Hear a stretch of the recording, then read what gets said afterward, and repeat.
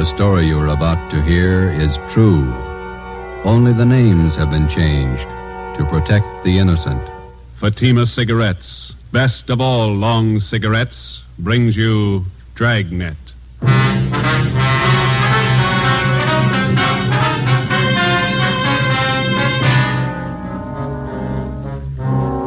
You're a detective sergeant. You're assigned to bunco detail. An expert confidence man has resumed operations in your city. His criminal record dates back 35 years. He's a master in the art of the gentle swindle. Your job, stop him. If you want a long cigarette, smoke the best of all long cigarettes. Smoke Fatima.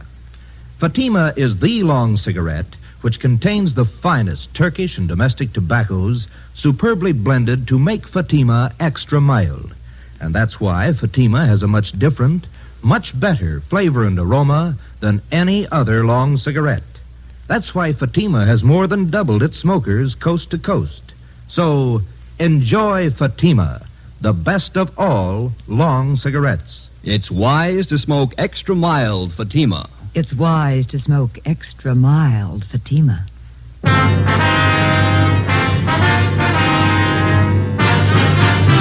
Dragnet, the documented drama of an actual crime.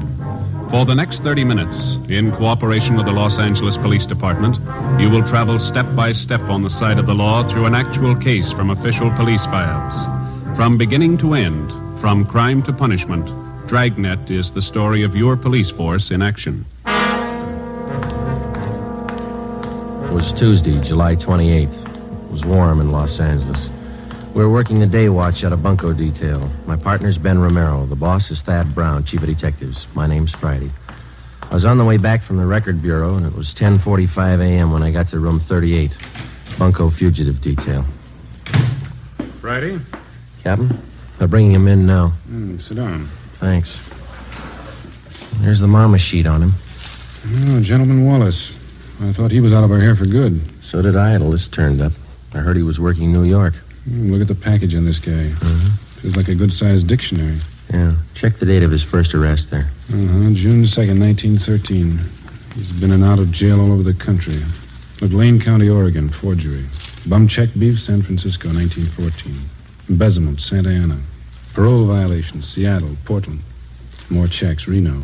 Billings, Montana, forgery, 1920. Dayton, Ohio, Pittsburgh, New York, grand larceny. Bunco Raps, Las Vegas, Cleveland, Chicago. That's only the first page. There's a couple more there. Yeah, it reads like a novel. Just about as long. What's the story on Wallace this time? What have we got? He reached a couple of used car dealers Saturday. Took them for $2,000 each, and we can't touch him. Why not? How'd he work it? Well, Saturday afternoon, he went to a car lot on the corner of South 3rd and Washington, and he bought a 1948 Lincoln sedan. Showed him his identification, wrote a check for $1,500 for a down payment, and drove away. Another bum check deal. That's a little more than that. About 45 minutes after he left, he drove into another used car lot 2 blocks away from the place where he bought the Lincoln. Yeah. Told the salesman there that he didn't like the car and he wanted to trade it in on another one.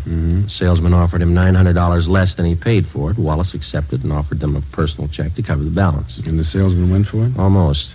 Wallace seemed so anxious to get rid of the car that the clerk got suspicious, but it was late Saturday and he couldn't call the bank on Wallace's check. So he called the place where Wallace bought the car. That's right.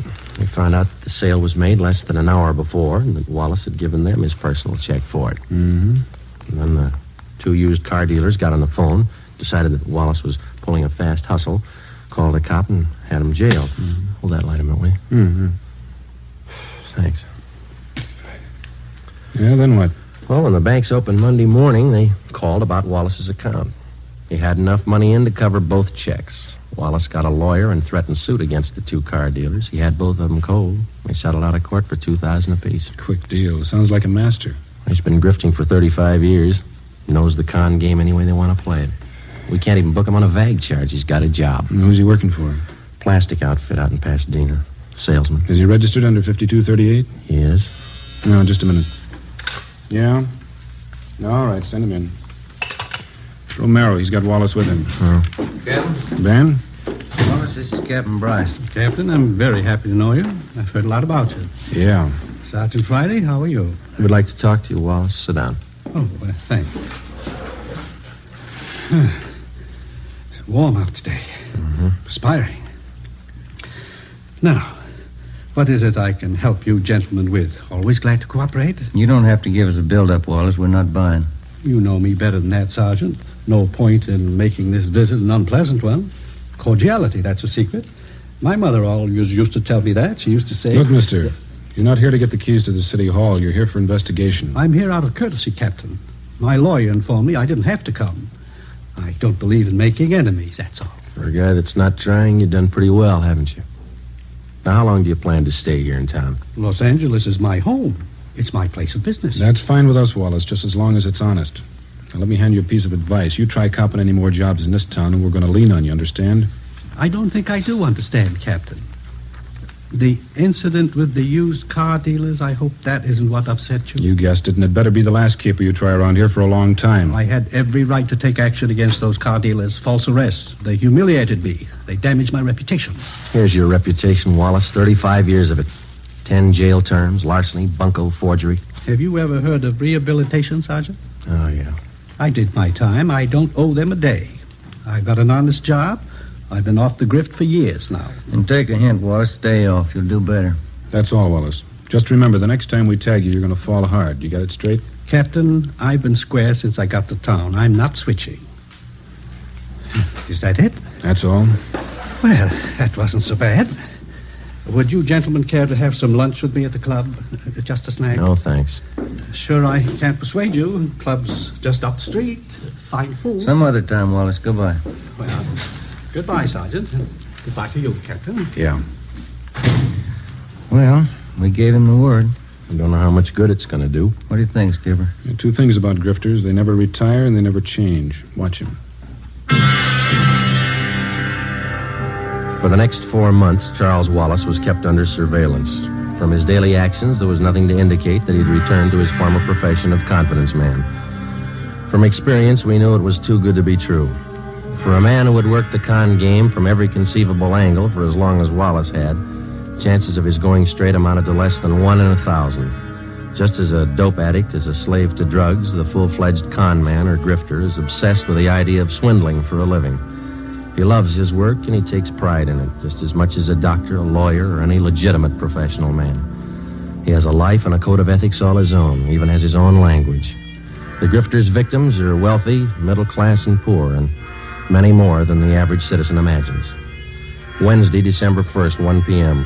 Ben and I had lunch and checked back in at the office. Food's getting better at the cafeteria, don't you think? Well, beef stew is pretty good. You got an extra coat hanger in your locker? Oh, yeah. Yeah, here you are. Yeah, thanks.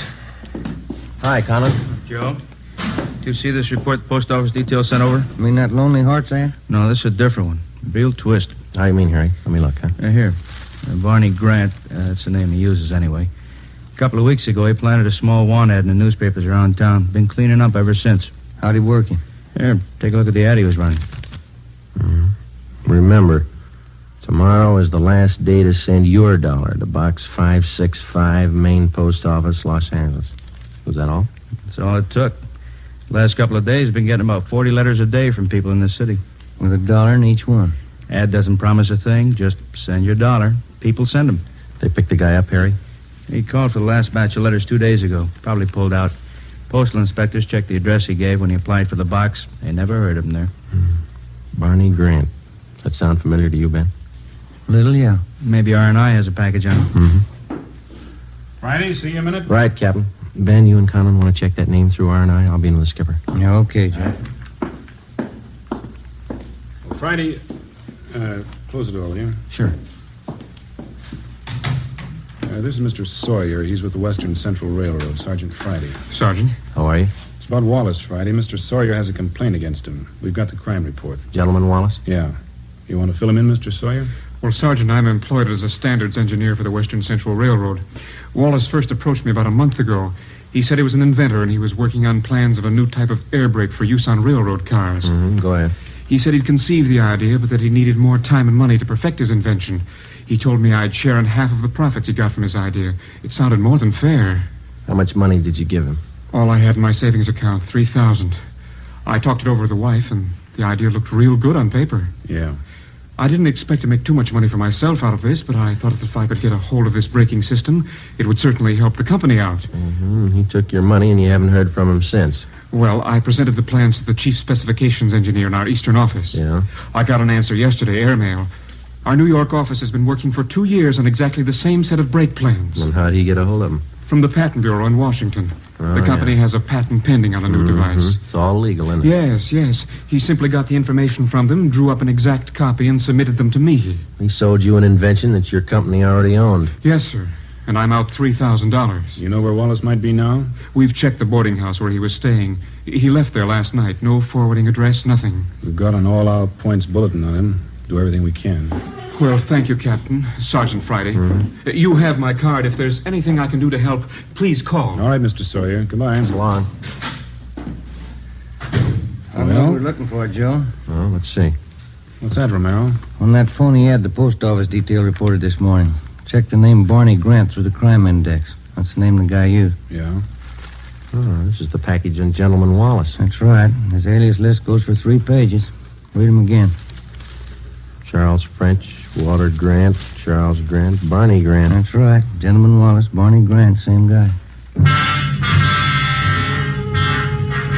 We got out a local broadcast, an APB, and a radiogram on Charles Gentleman Wallace. For a full month, there wasn't a sign of him. Then we received a communication from the Denver, Colorado Police Department. Wallace had cashed worthless checks in that city in the amount of $2,500, and then he'd skipped town. But before he left Denver, he managed another deal. He sold 30 cartons of electric razors, which 1 did not belong to him, 2 had been stolen from another con man and resold, and 3, the razors didn't work in the first place. The mechanisms had been taken out and replaced with lead weights. Another 60 days passed before we got the next report on Wallace from Cleveland, Ohio. By means of forged papers, 2 well-versed assistants, or ropers, and a fast line of talk, Wallace had sold a Cleveland hardware concern a shipment of 10-penny nails, much below the market price. He collected $1,200 as partial payment for the shipment, but it was never delivered. 8 a.m. Monday, March 3rd. Ben and I checked in for work after a weekend off and found a message in the book to report to Chief of Detectives Thad Brown.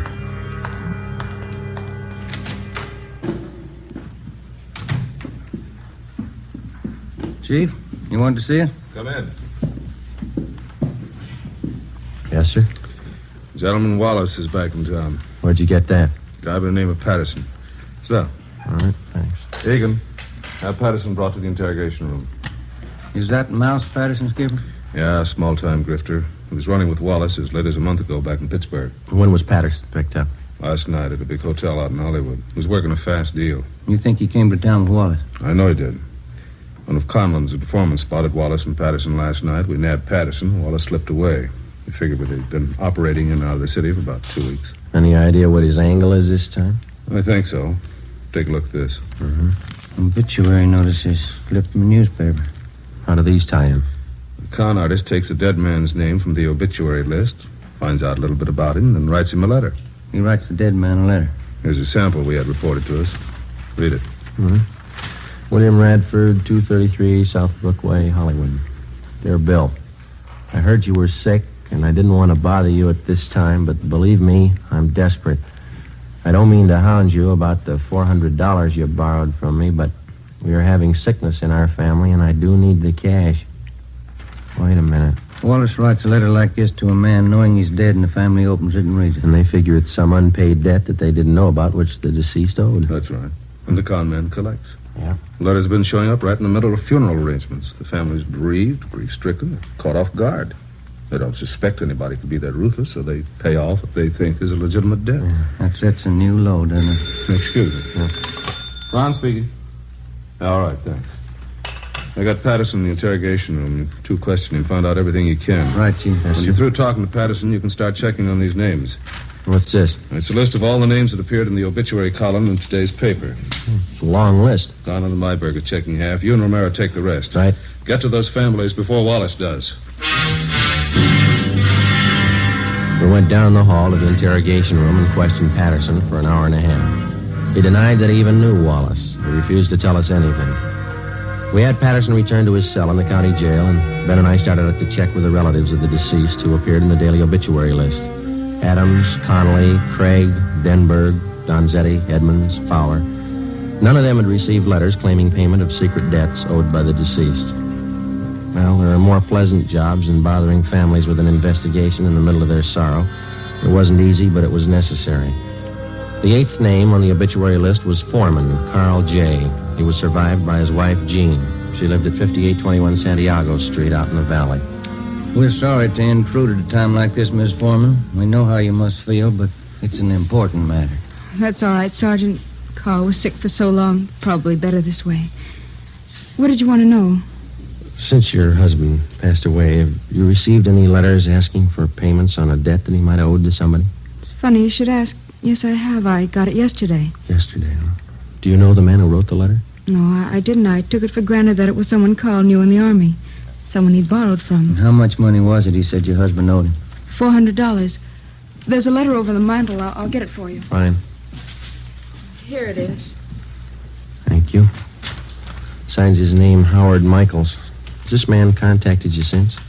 Why, yes, he has. He called me last night and said that he'd just heard about Carl. He apologized for writing the letter. Said he had some medical bills of his own to pay. I went to the bank this morning and got the money for him.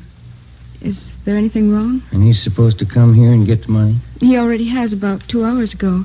He seemed to be a very good friend of Carl's. Ben, you got that mug shot on you? Yeah. Yeah, here it is. I don't understand, Sergeant. Is, this the man who picked up the money this morning? Yes, that's Mr. Michaels. Mm-hmm. Don't you think he was Carl's friend? I don't think so, Miss Foreman. But no one would do that. Who could be that low? You're looking at his picture, Miss Foreman. His name's Wallace.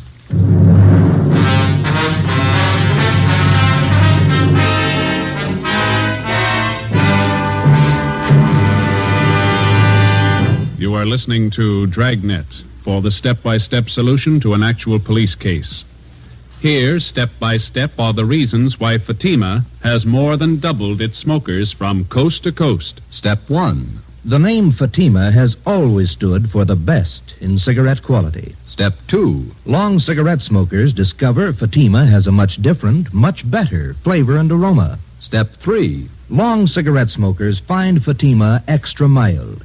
Fatima is the long cigarette which contains the finest Turkish and domestic tobaccos superbly blended to make Fatima extra mild. And that's why more and more smokers every day agree It's wise to smoke extra mild Fatima.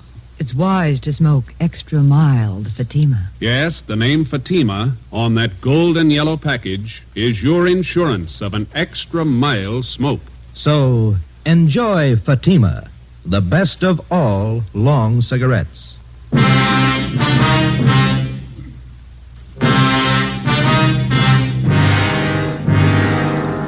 Over the past century, the confidence man here in the United States has earned the dubious title of aristocrat of the underworld. Among small-time thieves, cutthroats, dope peddlers, pickpockets, and similar small fry, he's looked up to and respected. The true con man does not consider himself a crook or a thief in the ordinary sense of the word. He's smooth, courteous, fast-talking, and he lives by his own code of rules. He never uses violence. He makes his living by his wits alone. Generally, he's far above average intelligence, and he's totally without a conscience. He thinks no more of fleecing a day laborer of his wages than he would of fleecing a millionaire. Because of their carefully planned operations, only a handful of confidence men are ever brought to trial. Monday, March 3rd, 6 p.m. Ben and I completed our interviews with the families of the deceased and returned to the office. Hi, you two have any luck? Wallace is the guy. We found out that much. Who identified him? Woman out in the valley, a Mrs. Foreman. Wallace posed as an old friend of her husband's, took her for $400. How about Colin and Myberg, Captain? They get anything? They haven't checked in yet. I'm waiting for him. How does Mrs. Foreman make the payoff to Wallace? Through the mails? No, sir. He came out and picked up the dough in person. Yeah, then there's no chance of tracing him through the post office. Seems like he comes up with a new MO every day. We checked out the rest of the families of the deceased on the list. The chief gave us no leads. Don Myers in handwriting checked the letter Mrs. Foreman got. The writing matches with the others. It's Wallace. Hi. No, Conlon. Myberg with you? Down the hall in handwriting. Checking a couple letters with Myers. Do any good today, Harry? Some. We found 2 families got phony letters through the mail. Same deal, Wallace. They pay off to him yet? Neither one. Told him to sit tight and call us if the guy should contact him again. Explain the setup. Who are the people, Harry? Let's see. One's an old fella. Oscar Dunn. Lives over in Highland Park. Others a pretty wealthy family, Bel Air. Here it is. Elizabeth Secor. She's the wife. Mm-hmm. Husband's name, Burton James Secor. Investment broker. Died day before yesterday. How much of a debt is he supposed to have owed? The guy in the letter claims $1,200. Signed himself William Kilbright. The letters mention anything about how the payoff's supposed to be made? The guy wrote he'd contact him by phone first, then make arrangements to meet him. Both families will call as soon as they hear from him. Now, if he doesn't change his M.O., we're set. Conlon, you and Myberg stick with the family in Highland Park. Make sure they understand perfectly what the setup is. If Wallach makes a contact, be there. Okay, Cap. Joe, you and Ben cover the family out in Bel Air. Okay, you got the Secor's address here? Well, here's a crime report. It's got all the dope. Good. Well, I'll grab it. Bunko, fugitive Conlon. Yes, ma'am? When? All right, thanks. We'll take care of it. Secors. Wallace just called him. what's the pitch? Wants to pay his respects. He's going to visit him tonight. 7:35 p.m. Monday, March 3rd. Ben and I drove out to Bel Air to the Secor place. It was an English-type mansion with a circular driveway out in front. The wake for Mr. Secor was being held in the living room. The butler showed us into the library where Mrs. Secor was waiting. She told us everything that had transpired since she first received the letter from Wallace following her husband's death. She said Wallace had promised to be at her home promptly at 9 p.m. We waited. 9 p.m. came and went. We told her that if the suspect should call, to make any concession, to agree to anything in order to set up a meeting with him. At 10 minutes past 10, the phone in the library rang. Mrs. Secor answered it. I listened in on the extension. I'm terribly sorry, Mrs. Secor. I did want to get out to pay my last respects, but I'm afraid that will be impossible. Oh, I'm sorry you won't be able to come. I'd like to settle up that debt, the money that Burton owed you. I do hope you understand, Mrs. Secor. It's very difficult for me to bring up such a subject at this time of your bereavement, but I do have need of the money. You see, it's my wife. She's quite ill, and, well, there are medical expenses to be met. Oh, I understand.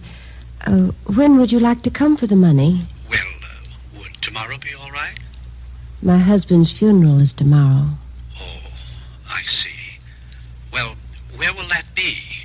At the cathedral on Sunset Boulevard. A requiem mass at St. Mary's at 9 o'clock. Well, since I don't want to bother you personally anymore, I wonder if it would be possible for you to leave the cash with the head usher there at the church. Well, yes, all right. I think that would be the best way. All right, then. Good night, and thank you. Yes, good night. I'm sorry. I know that's not easy for you. That's all right, Sergeant. It's strange, isn't it? What's that? One man burns out his whole life making money. The next man spends his time trying to steal it. What does it all mean? I don't know. We got 2,600 men down in the county jail. They all think they've got the right answer.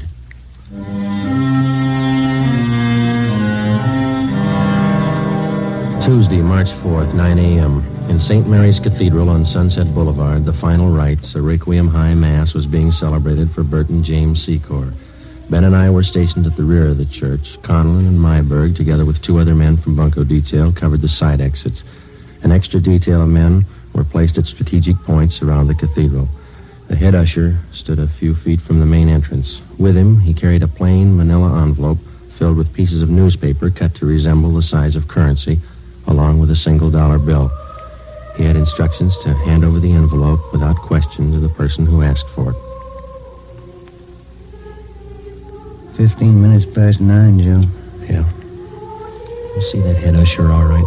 Yeah, I got him spotted. All right. Pretty good-sized crowd here. Secor must have had lots of friends, huh? Yeah. Nice choir. Just wondering, Joe. What's that? Suppose he doesn't show up? Well, that's possible. He might have gotten suspicious. Could be. What time you got now? It's 9:20.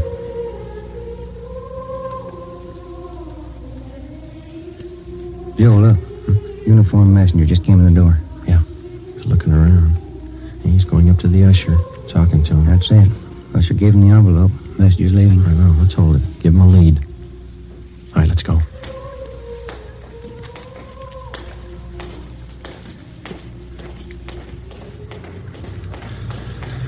Now, let's go, Ben. Don't lose him. He's getting into that cab. Come on. Slide over. You got the cab number? Yeah, let's move. 10:30 a.m. Ben and I trailed the cab to a bus depot in downtown Los Angeles. We followed the messenger in and watched him check the manila envelope in a key locker. We waited. At 11:45 a.m., another uniformed messenger entered the bus depot, picked up the envelope, and left. We followed him to the Union Railroad station, where he left the envelope at the traveler's aid desk. At 3 p.m., the envelope was still there, unclaimed. No sign, Joe. What do you think? It's a pretty fancy switch he's got worked out. Yeah. What time's the next train leave? 3:25. Coast Limited for San Francisco. It's 3:21 now. Wait a minute. See that porter over at the desk there? I'm talking to that girl there. I don't know. That's it. She's giving him the envelope. Come on. Yeah.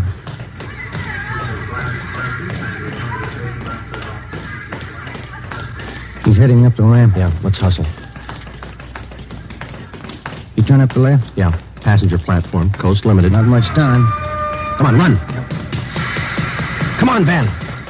Where'd the porter get on? Next car. Come on, run. Let's jump. This way. Through here. That the same porter? Yeah. He's knocking at the door to that compartment, handing him the envelope. That's it. Let's go.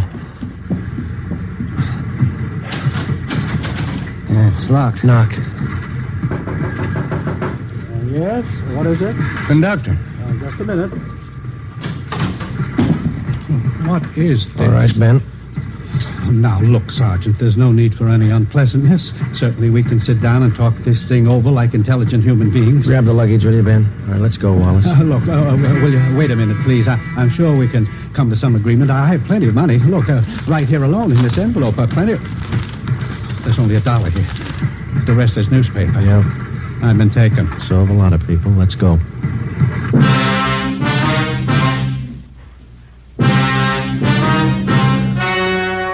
The story you have just heard was true. Only the names were changed to protect the innocent.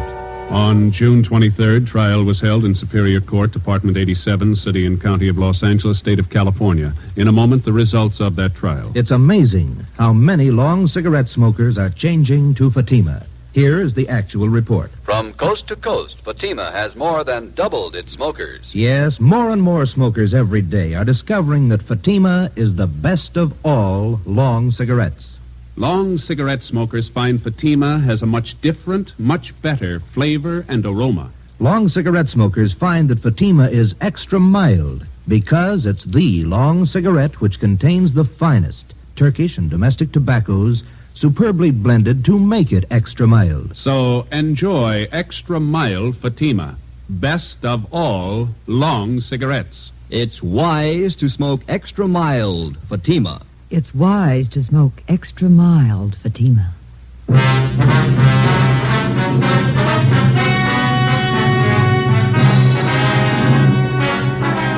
Charles Gentleman Wallace was tried and convicted on 4 counts of grand theft and sentenced to the state penitentiary for the term prescribed by law, with holds being placed on him by 4 other states.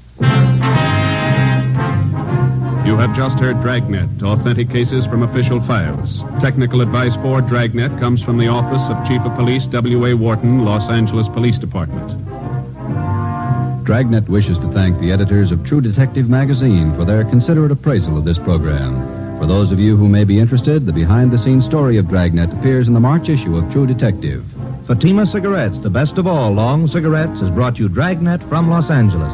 Tomorrow, hear the Ronald Colmans in the charming series Halls of Ivy on NBC.